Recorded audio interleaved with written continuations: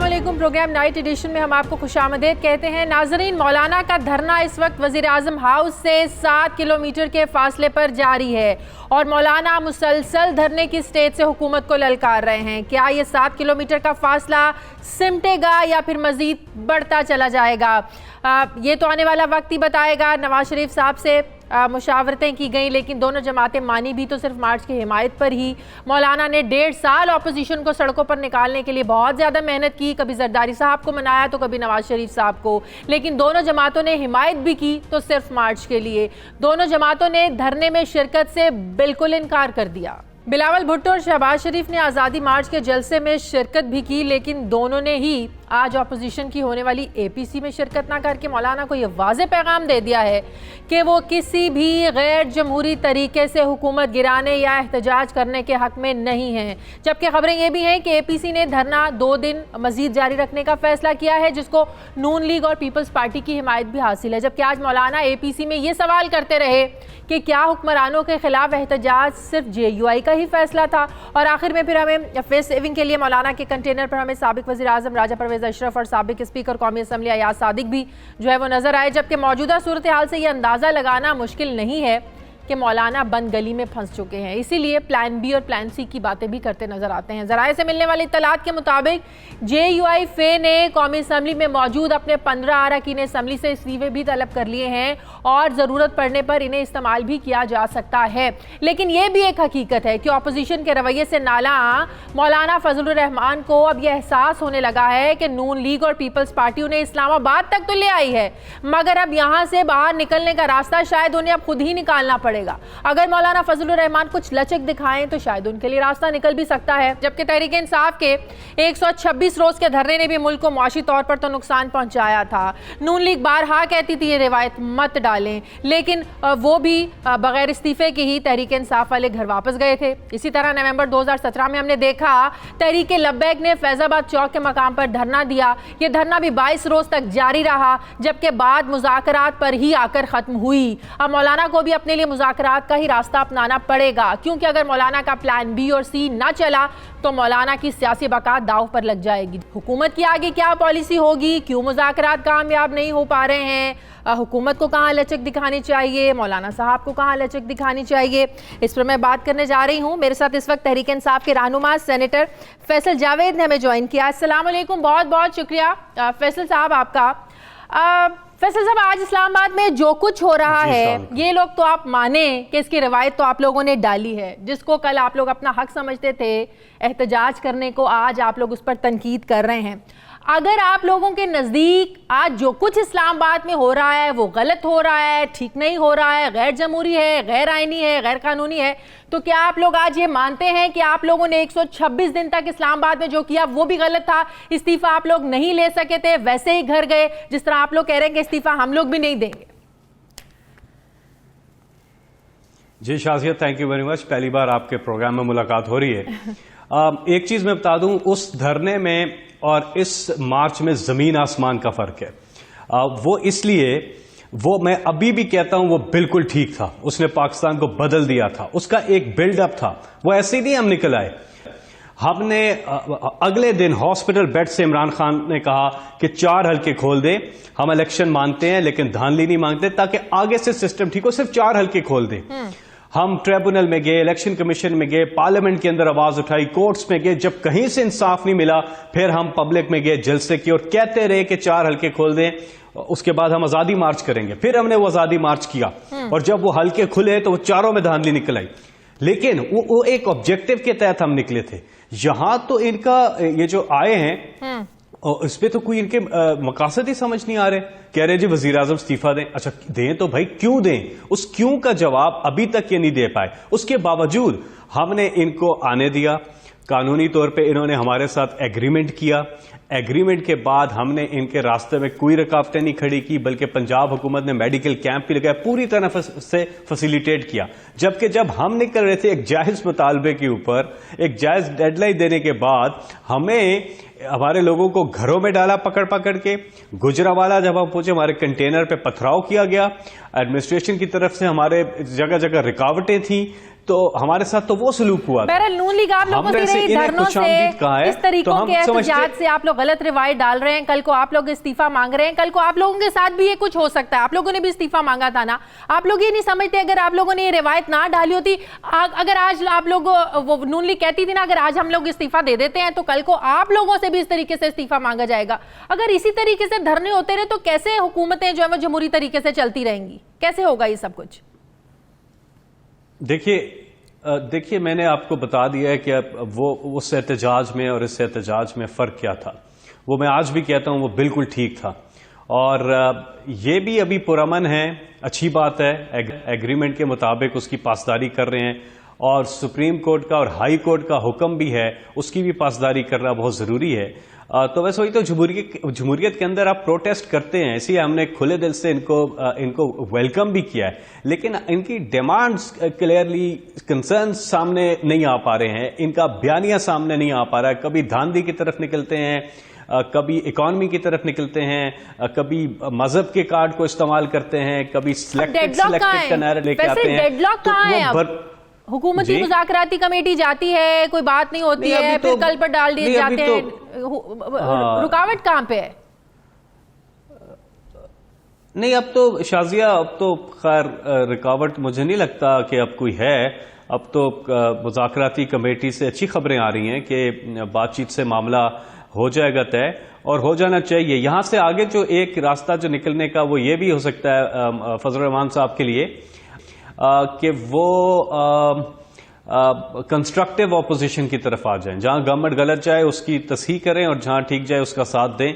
अब तक तो हमने देखा इस किस्म की हमें ऑपोजिशन देखने को नहीं मिली, बल्कि पार्लियामेंट के अंदर जब ये आते हैं 1.5 घंटा ऑपोजिशन लीडर शहबाज शरीफ तकरीर करते हैं, हम सुनते हैं। जब हमारी बारी आती है तो शोर शराबा, प्रोडक्शन ऑर्डर और अपने लोगों को थानों से निकालने की बात करते हैं और तहस नहस कर देते हैं। पहला दिन था जब वजीर आजम इमरान खान खिताब कर रहे थे असेंबली के अंदर, तो इन्होंने शोर शराबा किया और सुना ही नहीं, और कह दिया गवर्नमेंट फेल होगी। पहले दिन ही इन्होंने कह दिया गवर्नमेंट फेल होगी।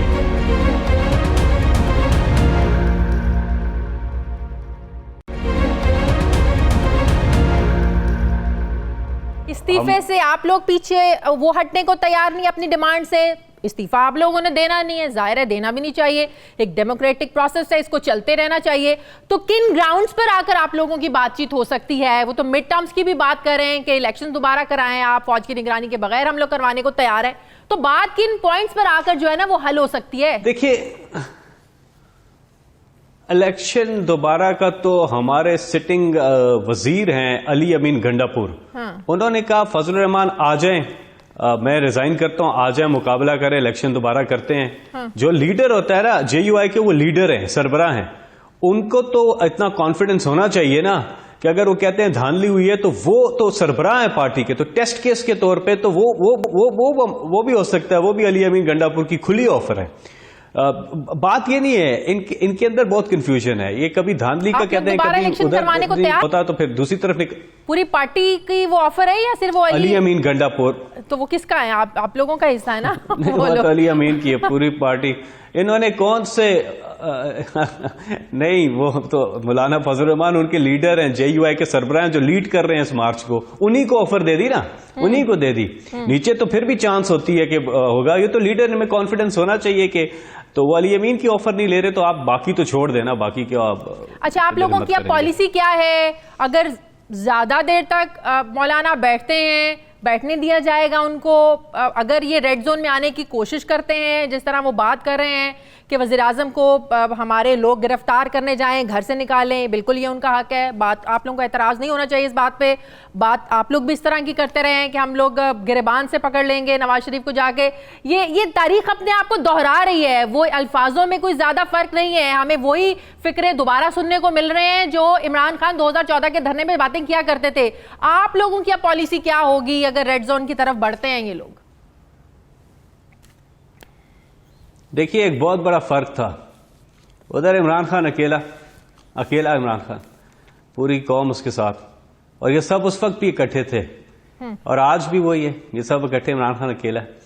और बात यह है कि वो शायर ने कहा कि अर्श वाले मेरी तौकीर सलामत रखना, फर्श के सारे खुदाओं से उलझ बैठा हूं। इमरान खान जो है वो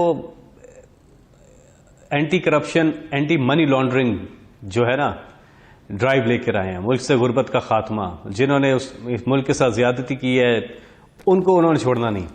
इमरान खान इस मुल्क को आगे लेके जाने के लिए आए, तो बहुत बड़ा जमीन आसमान का फर्क है। वो मुफाद प्रस्त टोला है, बांट के खाते थे, बांट के खाते थे। अब अकेले इमरान खान एक तरफ। दूसरी चीज, होगा क्या अगर के साथ कुछ सवाल हुए मुझसे कि अगर ये हुआ तो क्या होगा। अगर देखें, जब हमने धरना दिया था हमें कहते जी आप डीजीओ क्यों गए, आपने यूं क्यों किया। उस वक्त कोई सुप्रीम कोर्ट का, हाई कोर्ट का कोई हुक्म नहीं था। हमने कोई गैर कानूनी काम नहीं किया, हमने कोई अदालती ऐसा ऑर्डर नहीं था जिसकी पासदारी ना की हो। चीज ये है कि आगे क्या होगा, सुप्रीम कोर्ट और हाई कोर्ट के अहकामात मौजूद है। मेरे ख्याल में पहले फेज में पॉलिटिकल हैंडल किया जा रहा है, पॉलिटिकली। और अगर पॉलिटिकल हैंडलिंग के से आगे जाया जाता है तो फिर लीगली इसको हैंडल करना होगा। इंशाल्लाह फोर्स का या किस किस्म के उसकी एडमिनिस्ट्रेटिवली हैंडल करने के अलावा करे कि नौबत ना आए, उससे पहले चीजें हो जाए। पहले फेज में मुज़ाकरात के जरिए ही बेहतर है कि मामलात को डील कर लिया जाए, हल कर लिया जाए। बहुत शुक्रिया। सेनेटर फैसल जावेद हमारे साथ है। अब मुझे ज्वाइन किया है JUF के रहनुमा मौलाना अब्दुल वासे ने। अस्सलाम वालेकुम, बहुत बहुत शुक्रिया मौलाना साहब आपका। अब मौलाना साहब, ऐसी क्या चीजें हैं जो हुकूमती मुज़ाकराती कमेटी आ रही है तय नहीं हो पा रही हैं? मेरे ख्याल आपको मालूम है कि अब तक हुकूमती मुज़ाकराती कमेटी बराए नाम है और अब तक उन्होंने कोई संजीदा रास्ता न किए है और न हमारे मुतालबात तो उन्होंने गौर शुरू कर दिए। हमारे मुतालबात तो वाज़ेह है, जैसे कि मेरे भाई जो आपसे पहले बात कर रहे थे कि वो पहले जब उस वक्त हुकूमत के खिलाफ जब निकले थे कि हुकूमत मुस्ताफ़ी हो जाए और हम उस हुकूमत से इस्तीफ़ा लेके आए हैं, लेकिन वो मुंतखब हुकूमत था। लेकिन अब हमारे नौ जमातों का जो इत्तेहाद है वो पहले दिन से ये कहते हैं कि ये गैर मुंतखब आवाम के वोट से नहीं आए हैं, बल्कि वोट पे डाका डाला गया है, आया है। लिहाजा इस सिलसिले में मैं ये समझता हूँ कि अब तक हुकूमत ने इस मामले पे सर से गौर शुरू नहीं किए है, तो इसलिए बात नहीं बन पा रहा है। और ये जो कह रहा था पहले कि अर्श वाली हमारी हुकूमत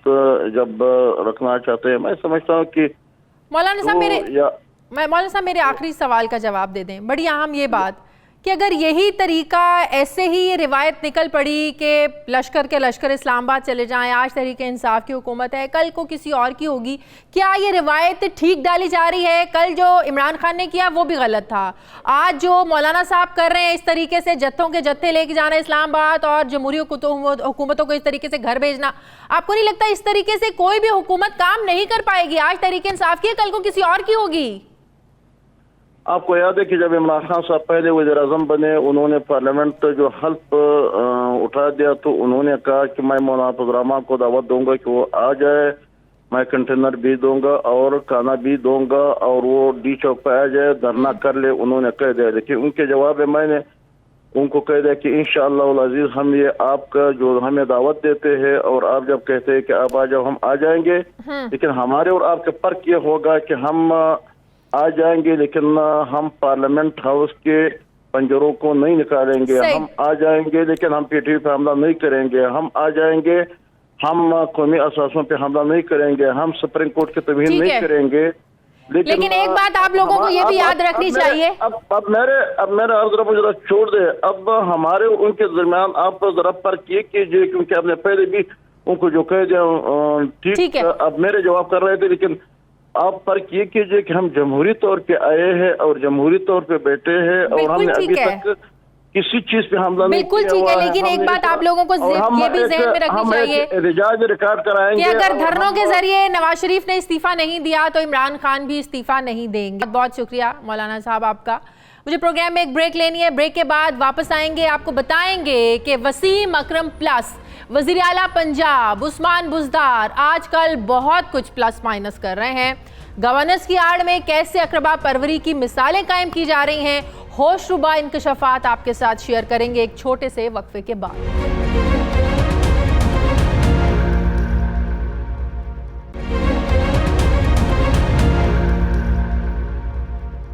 नाजरीन, वज़ीर आला पंजाब उस्मान बुज़दार को वज़ीर आज़म वसीम अकरम प्लस करार देते हैं और उन पर होने वाली तमाम तर तनकीद के बावजूद वज़ीर आज़म ये कहते नजर आते हैं कि जब तक तहरीक इंसाफ की हुकूमत रहेगी बुज़दार ही पंजाब के वज़ीर आला रहेंगे। जबकि सियासी पंडित ये कहते हैं कि वज़ीर आज़म का बुज़दार साहब पर अंधा एतमाद तहरीक इंसाफ के लिए एक बहुत बड़ा डेंट साबित होगा। तहरीक इंसाफ के कुछ लोग भी बुज़दार साहब की कारकर्दगी के खिलाफ ऑफ द रिकॉर्ड ज़रूर बातें करते हैं, बिल्कुल करते हैं, लेकिन अब मिलने वाली इतलात कुछ हैरान कुन हैं कि बज़ाहिर कुछ ना करने वाले जो हैं वो नज़र तो बहुत आते हैं कि वो बहुत ज़्यादा बिजी हैं। वसीम अकरम प्लस आजकल बहुत ज़्यादा प्लस माइनस कर रहे हैं। हमारे जो ज़राए हैं, बावसूख ज़राए, उनसे मिलने वाली इत्तलात के मुताबिक वज़ीर आला पंजाब उस्मान बुज़दार के हुक्म पर उनके आबाई ज़िला डेरा गाजी खान में 55 अरब की मुख्तलिफ शोबा जात की 131 तरक्याती मनसूबा जात पर काम शुरू हो चुका है। इन मनसूबा जात की तकमील के लिए ऐवान वज़ीर आला और चेयरमैन मनसूबाबंदी और तरक्याती बोर्ड और एडिशनल चीफ सेक्रेटरी पंजाब भरपूर तरीके से मुतहरिक हैं। जबकि हैरान कुन बात यह है कि इन तरक्याती स्कीमों में से 57 मनसूबे सालाना तरक्याती प्रोग्रामों में शामिल हैं। बाकी मनसूबा जात के लिए ज़िमनी बजट जारी किया जाएगा। हम तरक्याती कामों के खिलाफ नहीं हैं, हमारा स्टोरी करने का मकसद बिल्कुल ये नहीं है कि हम तरक्याती कामों के खिलाफ है, लेकिन हम हुकूमती ऐवानों को ये याद करवाना चाहते हैं कि तहरीक इंसाफ ने फंड्स की फराहमी और इस्तेमाल में मेरिट, शफाफियत और गैर जानिबदारी का हमें विजन दिया था और जनरल इलेक्शन से पहले पंजाब की साबिक हुकूमत को लाहौर में फंड्स लगाने पर शदीद तनकीद का निशाना बनाया था। वज़ीर आला की तरफ से 28 लाख आबादी वाले ज़िले के लिए इतना बड़ा तरक्याती पैकेज का ऐलान इमरान खान के विजन के बिल्कुल मुनाफी है। ज़राए का यह भी दावा है कि माजी में किसी भी वज़ीर आला ने किसी भी ज़िले के लिए इतने बड़े तरक्याती पैकेज का ऐलान नहीं किया।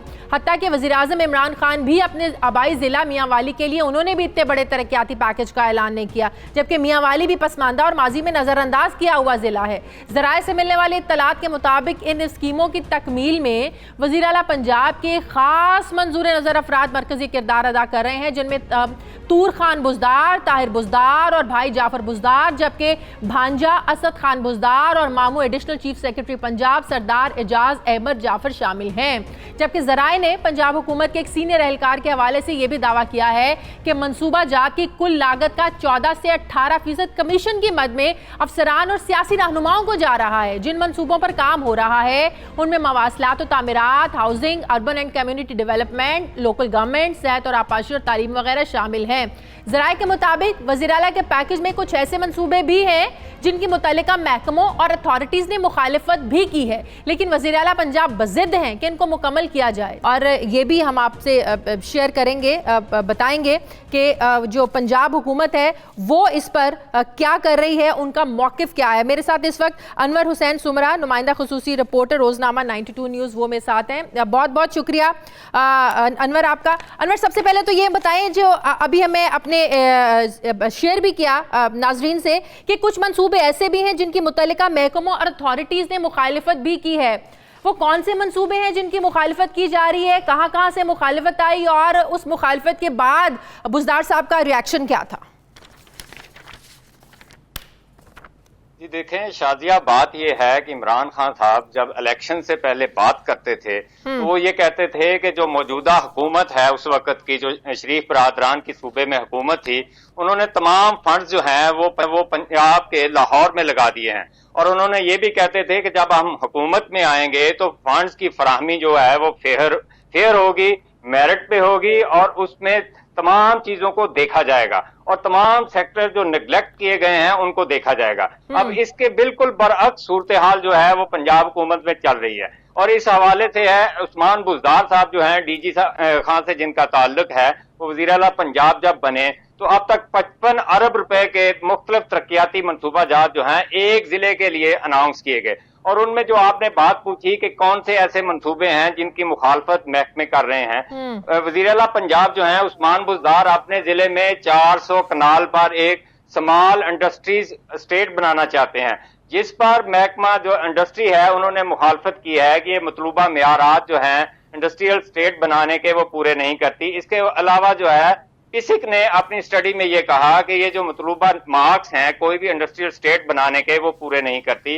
इसके अलावा अर्बन यूनिट से स्टडी करवाया गया और उसने कहा कि एक तो वहां पे इंडस्ट्रियल कल्चर नहीं है, दूसरा वहां खाम माल की फराहमी जो है वो भी नहीं हो सकती, तीसरा ये कि वहां स्किल्ड लेबर नहीं है और ना ही वहां पर इस तरह के बाकी जो इंडस्ट्री की जरूरियात हैं जिनमें बिजली है, पानी है, इसके अलावा गैस है, रोड्स हैं, रेलवे नेटवर्क है, ड्राई पोर्ट का नेटवर्क है और इसके अलावा हवाई अड्डा है, वो मतलूबा जो भी चीजें हैं, लवाजमात हैं, वो वहां पर मुयस्सर नहीं है। लिहाजा अगर आप वहां पे एक कनाल का प्लॉट डेवलप करते हैं इंडस्ट्री के लिए तो उस पर लागत 15 लाख रुपए आएगी। जब ये लागत का एस्टिमेट किया गया तो वहां पे लोकल जो चैम्बर था उनसे राब्ता किया गया तो उन्होंने कहा यहाँ पर हम 8 लाख से ज्यादा कीमत देने के लिए तैयार नहीं है। जिस पर वजीर आला पंजाब को जब प्रेजेंटेशन दी गई तो उन्होंने इस पर जिद हैं, क्योंकि वहां का जो कल्चर है, वहां लोग बिजनेस जरूर करते हैं लेकिन वो भेड़ बकरियों का बिजनेस करते हैं और ना वहां पर स्किल्ड लेबर है, ना वो इंडस्ट्री लगाना चाहते हैं। लेकिन पंजाब के दीगर जो शहर हैं वहां से जाकर तो वहां इंडस्ट्री नहीं लग सकती। इसके अलावा माजी में जो तजर्बा किया गया। साथ रहे मियां असलम इकबाल साहब हमारे साथ हैं, वज़ीर इत्तलात पंजाब। बहुत बहुत शुक्रिया मियां असलम इकबाल साहब आपका। मियां साहब, हमें अच्छी तरीके से याद है लाहौर में नून लीग ने जब 37 अरब रुपया लगाया था मेट्रो बस पर तो बड़ी तनकीद होती थी, नून लीग भी तनकीद करती थी, आप लोग भी तनकीद करते थे कि पीपल्स पार्टी भी कहती थी और बड़े लोग जो तनकीद करते थे कि सिर्फ जो है वो आप लोगों ने इतना ज़्यादा पैसा लाहौर में लगा दिया, क्या पंजाब में और ज़िले नहीं हैं, क्या सिर्फ नून लीग को लाहौर ही नज़र आता है? आप लोगों की तरफ से बड़ी तनकीद होती थी। और अब सिर्फ 55 अरब रुपया डेरा गाजी खान में लगाना, आपको नहीं लगता कि ये जो फंड दिए जाने थे, एक जो विजन है आप लोगों के लीडर का, इमरान खान का, कि बराबरी की बुनियाद पर होगा, देखा जाएगा कहां पर कितनी जरूरत है, सिर्फ एक शहर में लगाने का मतलब ये कि बाकी आप जिलों को इग्नोर कर रहे हैं? आपको नहीं लगता ये बिल्कुल आपके लीडर के मुनाफी है जो बुजदार साहब पंजाब में कर रहे हैं? बिस्मिल्लाहिर्रहमानिर्रहीम। शाजिया, मैं उम्मीद करता हूँ जितनी आपने तकरीर की है आप मुझे बोलते हुए आप रोकेंगे नहीं, मैं उम्मीद करता हूँ। काफ़ी लंबी आपने तकरीर की है।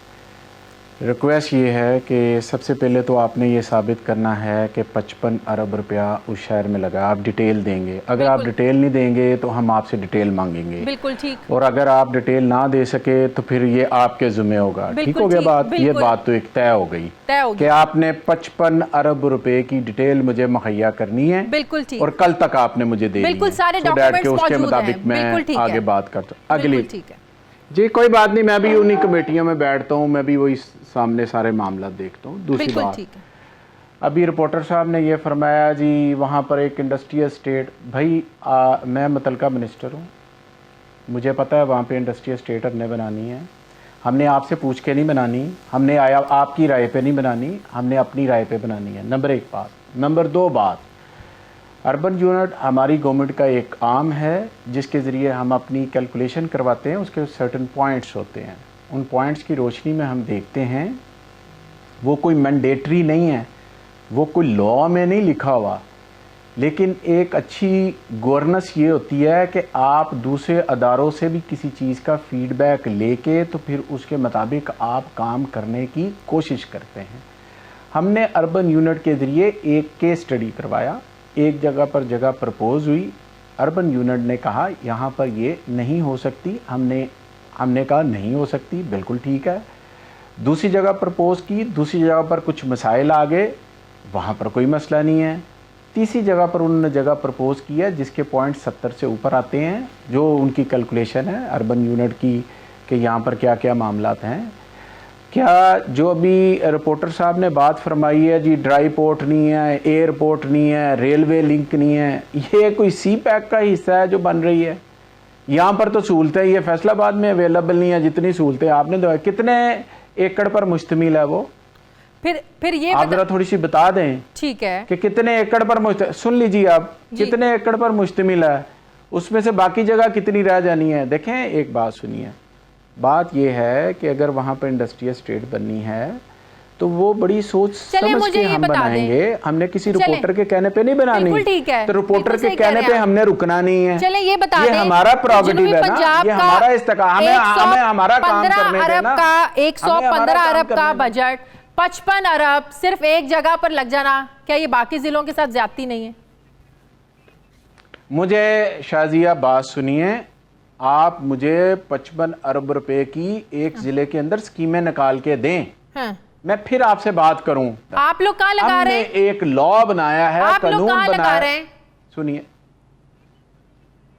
पूरे पंजाब के अंदर। अच्छा, पूरे पंजाब के अंदर हमने लॉ बनाया है कि कोई भी पैसा, अगर फर्ज करें कि जनूबी पंजाब के लिए कोई बजट रखा गया है, उस बजट को बाकी दूसरी जगह पर इस्तेमाल नहीं किया जा सकता।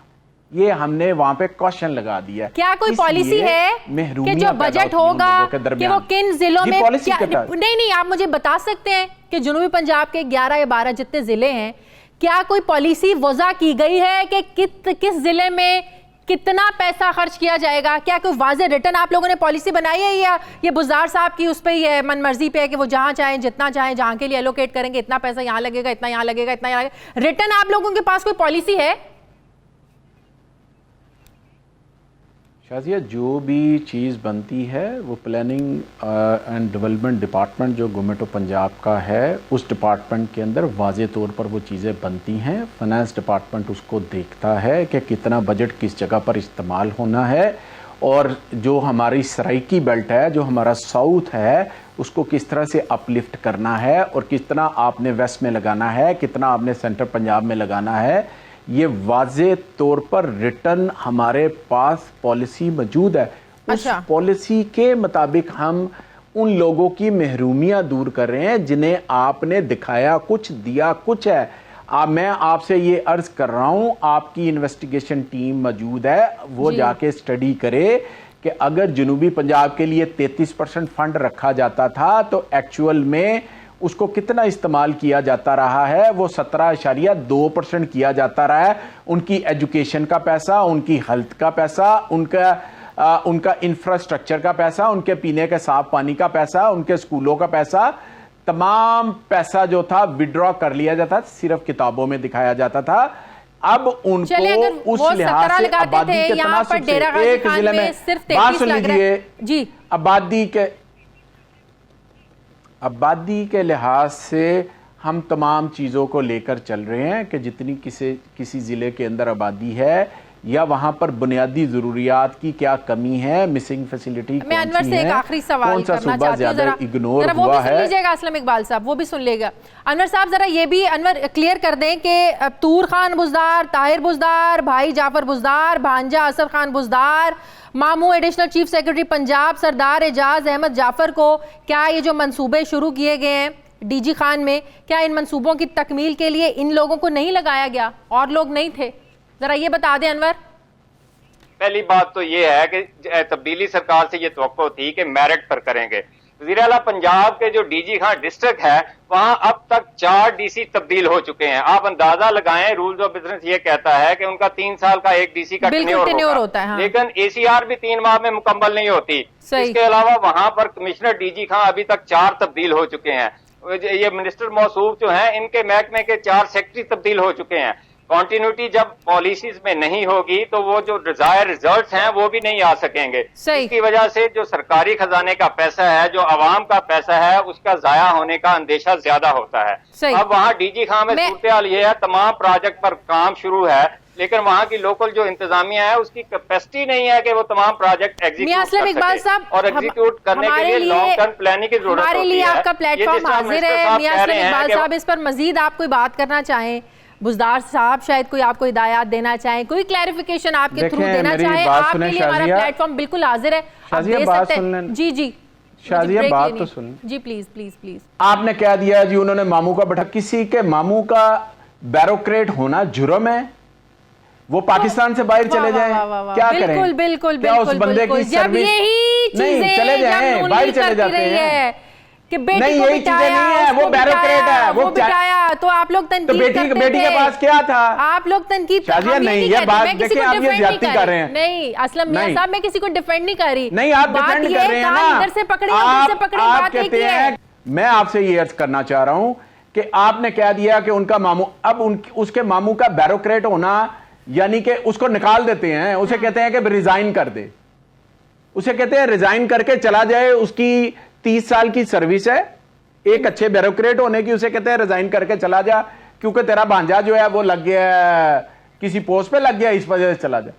मुझे आपने 55 अरब रुपए की स्कीमें देनी है, बिल्कुल ठीक है, जो वहां पे खर्च, सारे डॉक्यूमेंट्स मौजूद हैं, ये आपने हिसाब करना है। बिल्कुल ठीक है, ये बिल्कुल ठीक है, ये जी बिल्कुल आपने मुझे कल भेज रहे। बिल्कुल ठीक है, बहुत बहुत शुक्रिया, बहुत शुक्रिया। मियां असलम इकबाल साहब हमारे साथ थे। नाज़रीन, मुझे प्रोग्राम में एक ब्रेक लेनी है, ब्रेक के बाद वापस आएंगे, बात करेंगे कि नवाज शरीफ की सेहत के अलावा नून लीग के लिए अच्छी खबरें आ रही हैं। नून लीग को मिलने वाला रिलीफ मुल्क की सियासत पर कितना असरअंदाज होगा, बात करेंगे एक छोटे से वक्फे के बाद।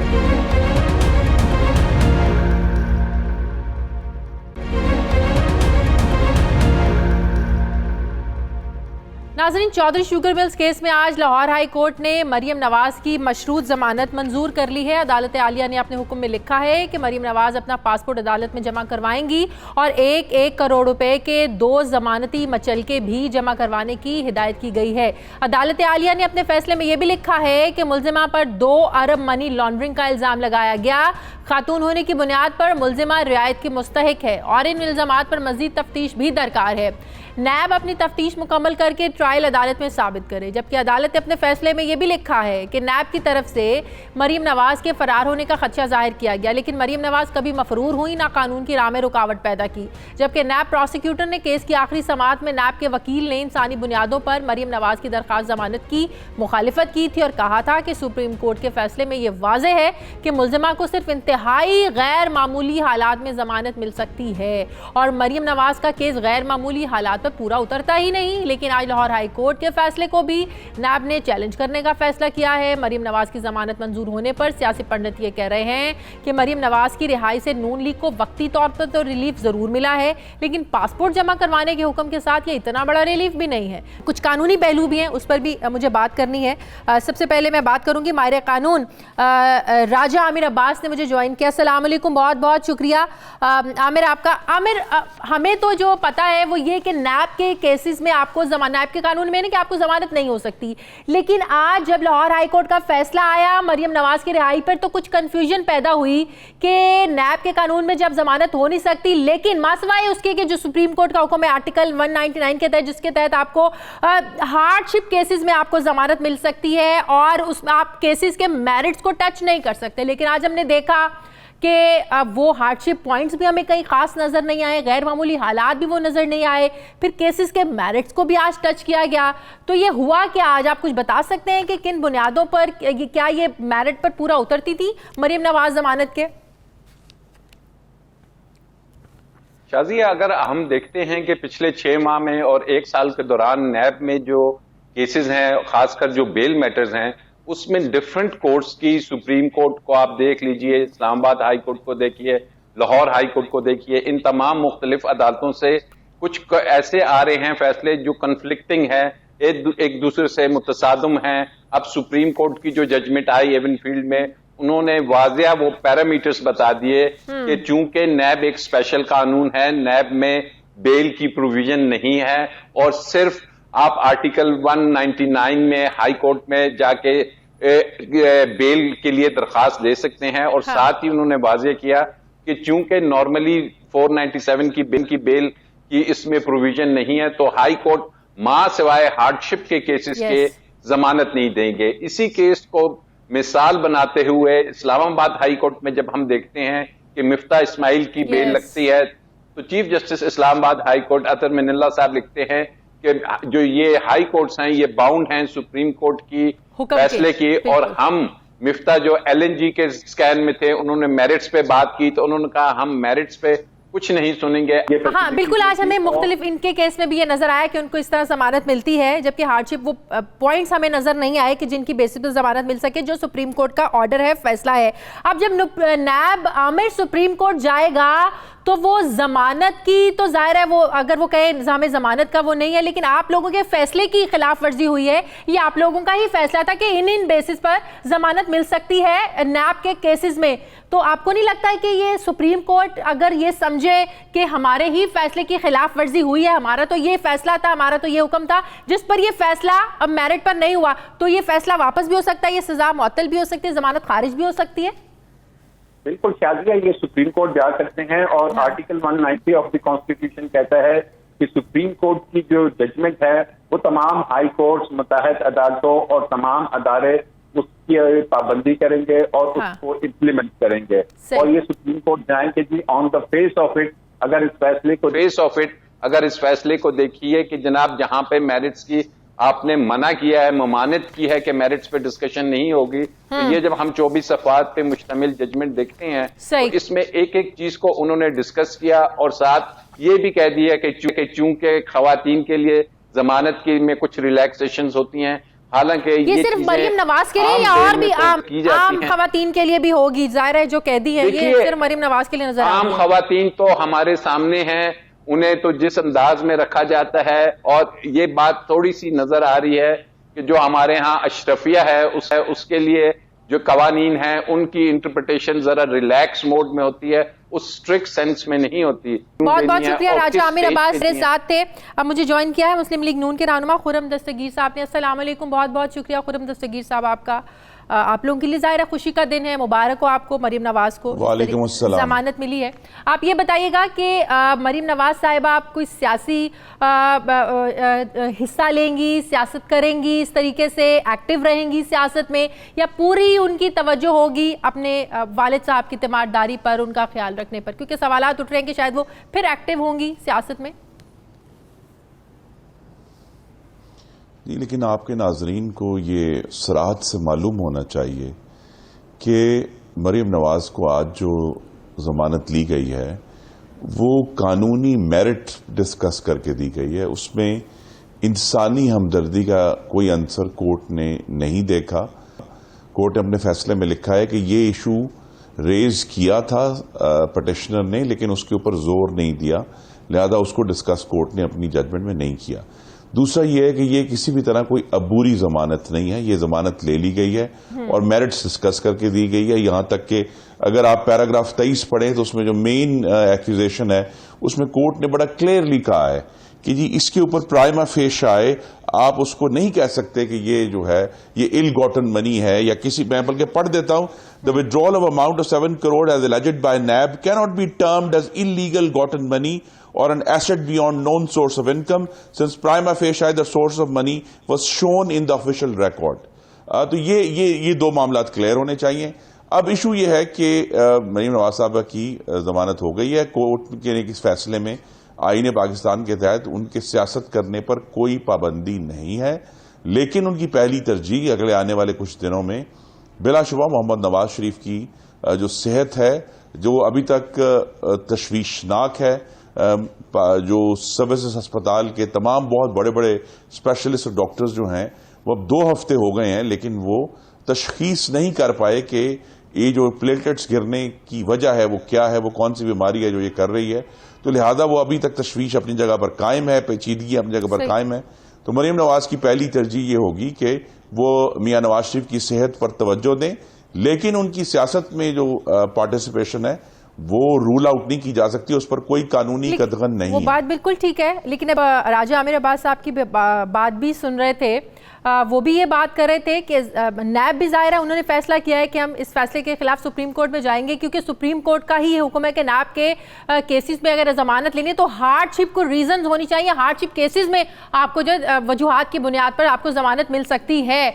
तो यही वो बात कर रहे थे कि इनमें हमें कोई इस तरह की कोई चीज़ नजर नहीं है। और सुप्रीम कोर्ट के फैसले में ये भी है कि जब आप इस तरह जमानत के लिए जाते हैं तो अदालत केसेस के मैरिट को टच नहीं कर सकती। उन्होंने मिफ्ता इस्माइल की भी आपको भी मिसाल दी है।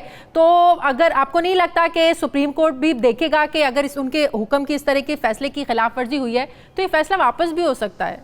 खुर्रम दस्तगीर साहब नहीं, लेकिन आपने अपने नाजरीन पर यह वाज़ेह नहीं किया कि सुप्रीम कोर्ट ने जो बात की थी वो एक कन्विक्शन हो चुकी थी।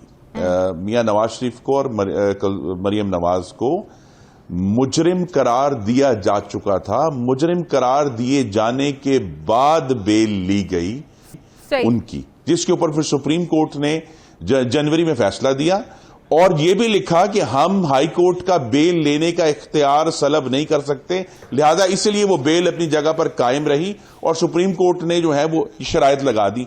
लेकिन मैं ये दोहरा दूं कि चौधरी शुगर मिल केस में मरियम नवाज साहिबा सिर्फ मुल्जिम है, वो अभी तक मुजरिम नहीं है। इशू सुप्रीम कोर्ट में डिस्कस होगा कि जो मुल्जिम की बेल है उस बेल के लेने पर अभी सुप्रीम कोर्ट ने कोई वो तमाम शराइत नहीं लगाई।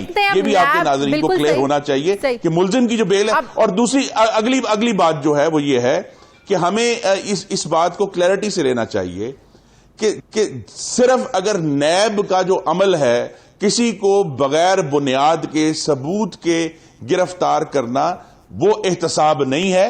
और अगर कोर्ट ने ये देखते हुए कि नैब के पास ये शवाहिद नहीं थे कि इस खातून को, पाकिस्तानी शहरी को 86 दिन ऑलरेडी वो गुजार चुकी हैं हिरासत में, तो लिहाजा अगर कोर्ट ने एक फैसला किया है उससे वो जुल्म कम नहीं होता जो मिफ्ता इस्माइल पर हो रहा है, शाहिदा खान अब्बासी पर हो रहा है। शुक्रिया। ये है कि नैब सुप्रीम कोर्ट में जाती है तो क्या मौक़िफ़ अपनाया जाता है। बहुत बहुत शुक्रिया। खुर्रम दस्तगीर साहब हमारे साथ थे। नाज़रीन, हमारे प्रोग्राम का वक्त हो गया है। प्रोग्राम के लिए आप फीडबैक ज़रूर दीजिएगा। मेरी आपसे मुलाकात होगी कल। अपना ख्याल रखिएगा। अल्लाह हाफ़िज़।